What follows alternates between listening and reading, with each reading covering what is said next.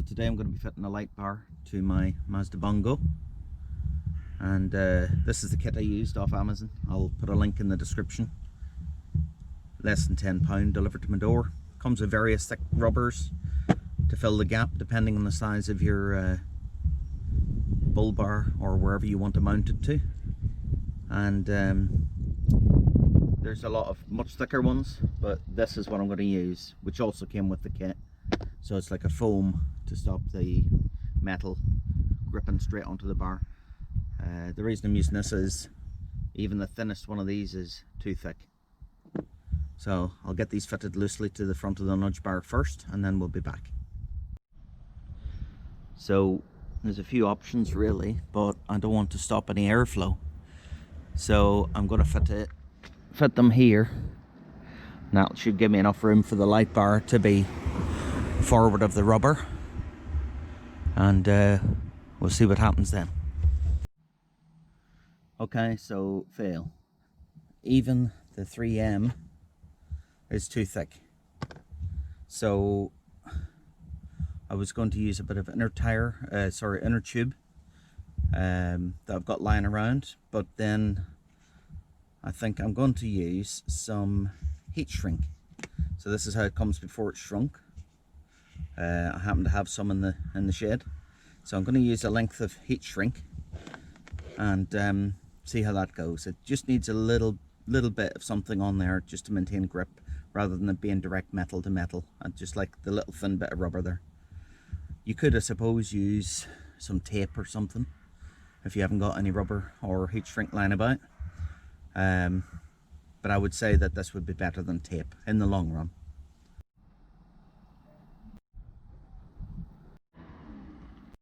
Okay, we've got the brackets on and they're pretty much level and holding very nicely.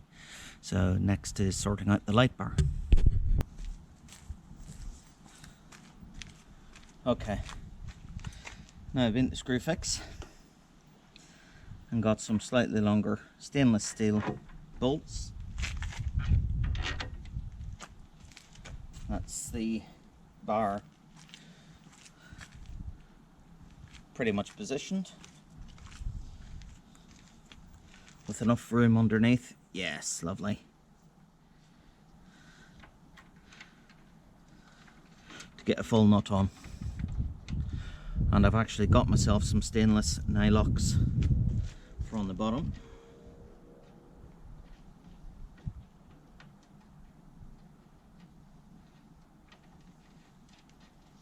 With a flat washer.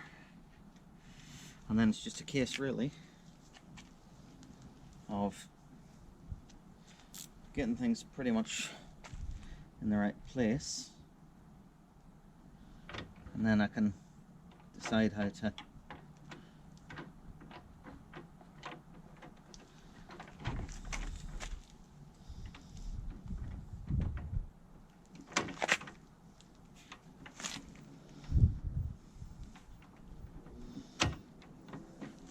position things. That's pretty much straightforward. I'm setting these so that they only come on with the they should only actually come on with the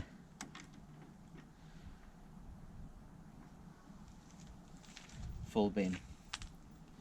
So that's it with a full nylock nuts on.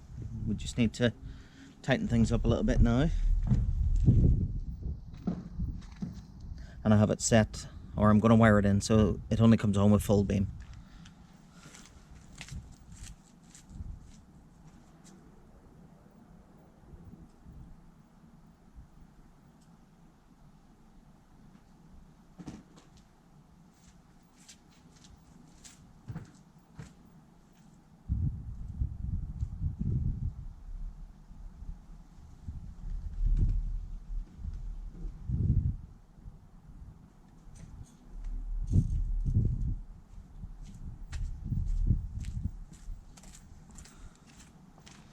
So just get everything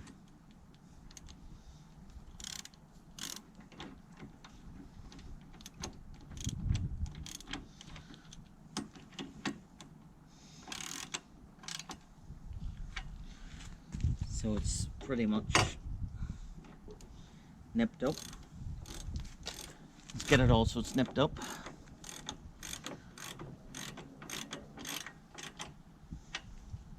Okay.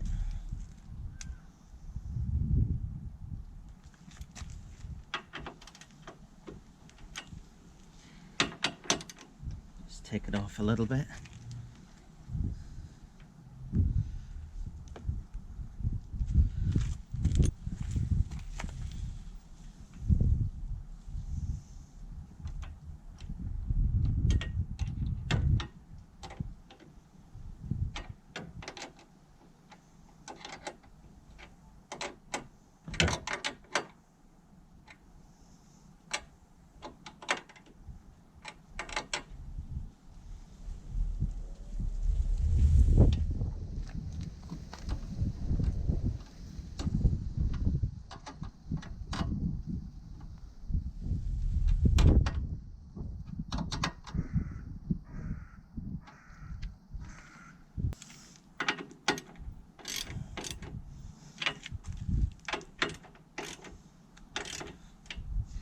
Okay,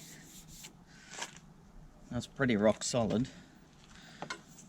I will have to decide exactly how to feed in my wiring later.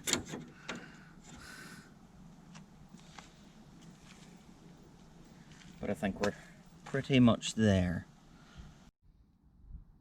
Okay, wiring wise, let's just pop it straight in the bottom of the grill.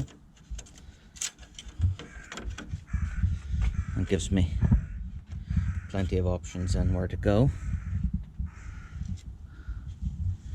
because the wiring diagram, which I'll put in now, so you can pause or take a screenshot of this.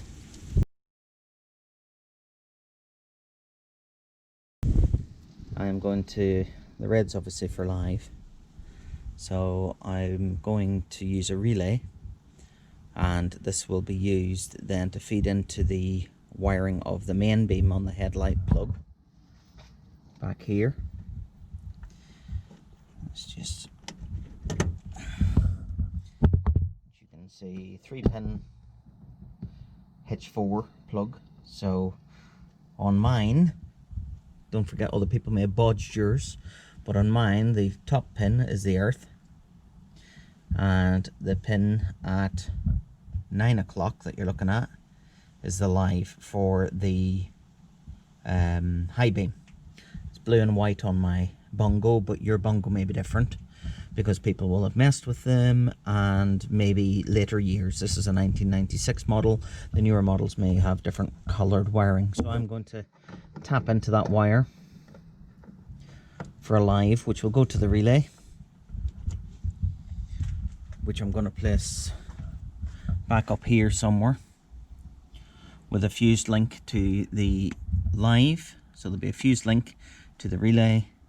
The relay will also then have a wire which I'm going to run all the way to the high beam on the bulb, and also the wiring for here, and then the fourth link will be just to an earth, which I may well just earth to the battery, to be honest, because it looks the most convenient. If my relay is going to be back here, then I can earth to the relay, I can feed straight off the battery as well, and then the other two only have to go to the live and on the actual bar and an earth. That's it. So I'll get on with that next. Okay, so as I said earlier on, I've been fitting my light bar. I'll show you a little iPhone video in a minute. And as I said early on, I fitted my relay up here. I hope you can see it. Attached with a zip tie onto the large wiring harness tube, not too tight. And then all the wires, earth from the relay runs to the earth in the battery, earth from the light bar runs to the earth in the battery, live obviously fused, and then yellow I ended up using the driver's side, so the offside rear lamp, and wiring into the H4 plug instead of running yet another really long wire to the other side. So these wires go through a small hole.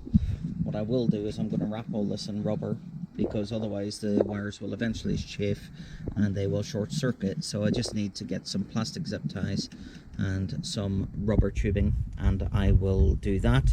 But it's all working, as you're about to see in a moment. Just one more little thing on these. Remember, your light bar will likely come with a plastic strip on it to protect the lens in transit. Make sure you remove it, otherwise it's going to melt when you start using it properly.